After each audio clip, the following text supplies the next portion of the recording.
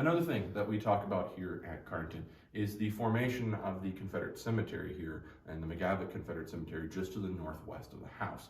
What do you do after 4 years of war and 2% of the male population is gone and 700 to 750,000 young Americans have been killed and they're buried all across the nation? The federal government steps in with an initiative to form national cemeteries and bury the U.S. Army's dead from the American Civil War in these kind of national landmarks. So here in Tennessee, there's Chattanooga, there's Nashville, and then Stones River, where the dead from Franklin will actually be relocated. But what do you do with the Confederates?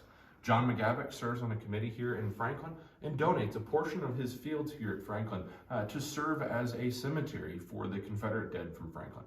George Cuppet, Marcellus, his assistant Robert Sloan, and his other brother Polk Cuppet would reinter the remains of some 1,481 Confederates for about $5 a body and reburying them in that cemetery to the north of the house.